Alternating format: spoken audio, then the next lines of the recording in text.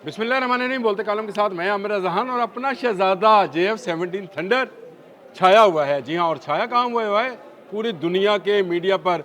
भारत के तो हिसाब पर सवार है और भारत का हर मीडिया दिफाई एंकर और तजियाकार जो है JF-17 थंडर को लेकर हाहाकार डाल रहा है, क्योंकि तेजस दुबई शो में गिर गया था। लेकिन आज मैं जो खबर आपके लिए लेकर आया हूँ वो बड़ी ज़बरदस्त है, और वो ये कि दुनिया के बेशतर जो एरोनॉटिकल इंजीनियर्स के थिंक टैंक्स हैं, उन्होंने ये बता दिया है कि JF-17 थंडर दुनिया की पहली चॉइस क्यों है। जी हाँ, JF-17 थंडर के बारे में international institute for strategic studies IISS से वाबस्ता मिलिट्री एरोस्पेस के माहिर डगलस हैरी की एक रिपोर्ट छपी है, या एक उसको कह लें कि उसने मगरबी तैयारों के हवाले से कुछ कहा है, और उसने BBC में ये छपने वाली रिपोर्ट के अंदर कहा गया है कि उसके मुताबिक JF-17 थंडर जो कि चीनी डिज़ाइन का पाकिस्तानी जहाज़ है, ये मगरबी डिज़ाइन से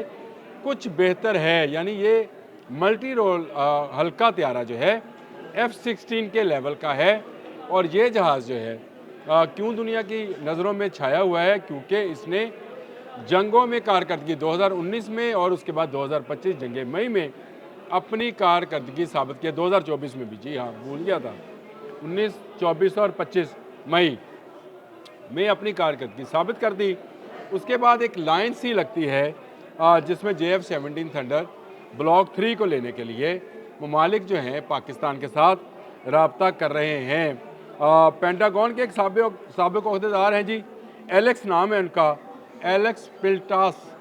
इन्होंने भी ये भी एरोस्पेस और हाईटेक शोबों के और डिजिटल तब्दीलियों के हवाले से लिखते रहते हैं, और उनके तजिए भी इसी तरह के हैं। उन्होंने कहा कि ये F-16 और ग्रिफन के लेवल का जहाज़ है, ग्रिफन यूरोपियन जहाज़ है के लेवल का जहाज़ है, लेकिन उनसे आधी कीमत पर है। और जो ममालिक शराइत में नहीं बंधना चाहते हैं, आप ज़रा इस बात पर गौर कीजिएगा। देखें, जो अमेरिका जिनको असला देता है कुछ ना कुछ शराइत में बांध लेता है। यानी वो किसी को मिडल ईस्ट में देगा तो शायद इसराइल में जहाज़ जो है वो फ्लाई नहीं कर सकेगा। पाकिस्तान को F-16 दिए थे तो कहा था कि भारत में हमलावर नहीं होंगे, हाँ दिफा में इस्तेमाल किए जा सकते हैं। तुर्की को दिए तो उसको भी मना किया कि आप इसको इसराइल के ख़िलाफ़ इस्तेमाल नहीं करेंगे। मिस्र को दिए, इराक़ को दिए, तो भी उनसे गारंटी ली, यानी शराइत में बांध दिया कि आप इनको फ़लाँ मुल्क के ख़िलाफ़ इस्तेमाल कर सकते हैं, फ़लाँ में नहीं, और आप इनको किस हद तक इस्तेमाल कर सकते हैं और किस हद तक नहीं। पाकिस्तान का JF-17 थंडर ऐसी तमाम शराइत से आज़ाद है। ये पेंटागन के एक साबिक ओहदेदार हैं और मौजूदा वो जो हैं डिजिटल और तब्दीलियों और हाईटेक शोबों से वाबस्ता हैं। उनका ये ख्याल है, एलेक्स, मैंने उनका आपका नाम बता दिया। उन्होंने कहा कि सियासी लचक जो है और दस्तयाबी, ये सबसे बड़ी चॉइस होती है किसी मुल्क के लिए दिफाई साजो सामान ख़रीदने की। यानी उसमें सियासी लचक से मुराद ये है कि उस पर पाबंदियाँ आयद ना की जाए, जिसको मैंने खुलकर बयान कर दिया आपके सामने। मैंने सारा खुलासा कर दिया, खोल दिया।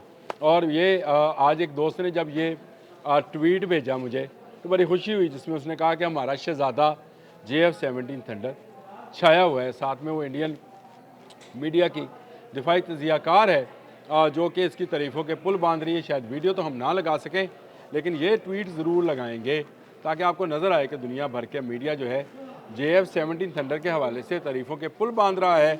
मैंने इंटरनेशनल मीडिया में से BBC का बता दिया, और अभी इस ट्वीट के हवाले से इस इंडियन मीडिया का जो है वो भी बता दिया कि वो किस तरह से कह रहे हैं कि JF-17 थंडर जो है ख़तरे की लामत है, यानी उनके लिए ख़तरे की लामत है, और ख़ित्ते का बेहतरीन जहाज़ बन गया है जो लाइट वेट भी है और सस्ता भी है।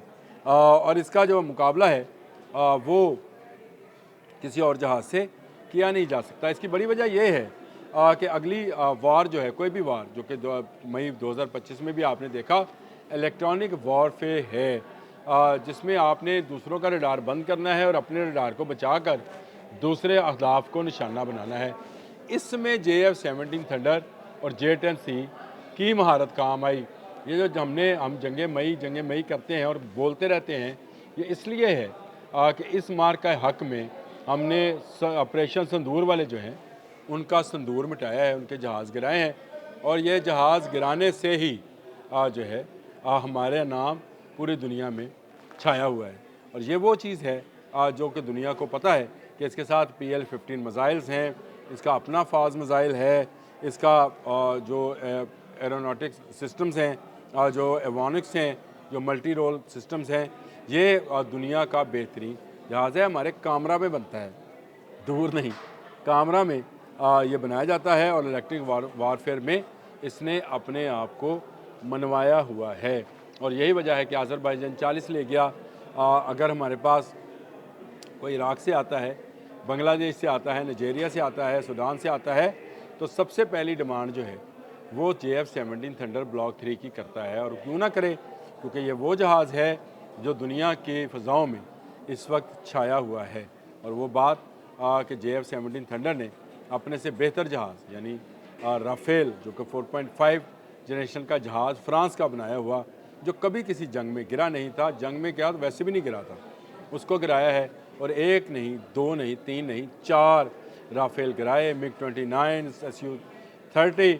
और इस जहाज़ ने S-400 जैसे सिस्टम को भी नकारा बनाकर दिखाया कि आपके इंटरसेप्टर्स भी जो हैं वो इस जहाज़ से महफूज नहीं हैं।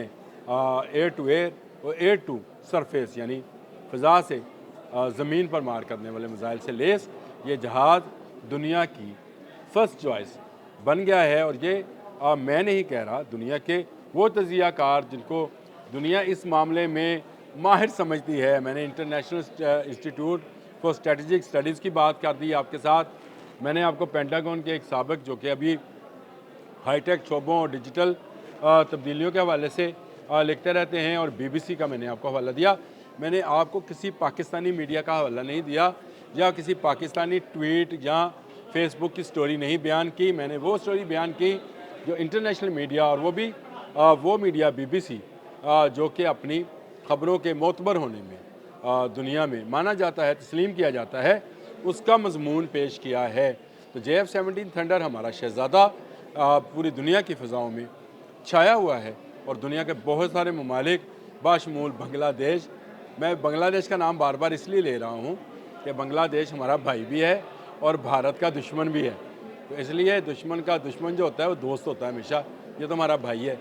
बांग्लादेश समेत बहुत सारे ममालिक जो हैं इसकी डिमांड कर रहे हैं, और शायद कामरा जो है इन सब की डिमांड जो है आने वाले दिनों में पूरी करेगा। JF-17 थंडर ब्लॉक 3 का अगला वर्जन जो है JF-17 ब्लॉक 4, उस पर भी मैंने एक वीलॉग करना है।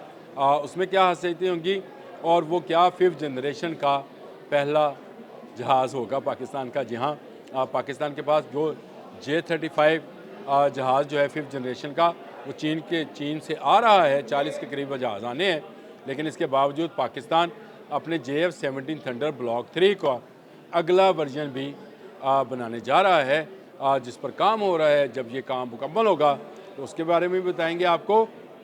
हर आने वाले दिन के साथ पाकिस्तान के साथ किसी न किसी मुल्क के दिफाई मुआहदे की बात की जा रही है या दिफाई साजो सामान की फ़रोख्त के हवाले से जो है ख़बर आ रही है। तो इसका मतलब है कि पाकिस्तान दिफाई शोबों में यूरोपियन ममालिक के लेवल का काम कर रहा है, और इससे कोई इनकार नहीं है। भारत अभी दूर है, बल्कि बहुत दूर है। भारत के तेजस जब गिरा दुबई में, उसके बाद से तो शायद उन्होंने तेजस का नाम लेना छोड़ दिया। हाँ, जो वो माला जप रहे हैं बार बार, वो जिस नाम की माला है वो माला JF-17 थंडर ब्लॉक 3 की है। अब तक के लिए इतना ही। अल्लाह हाफ़िज़।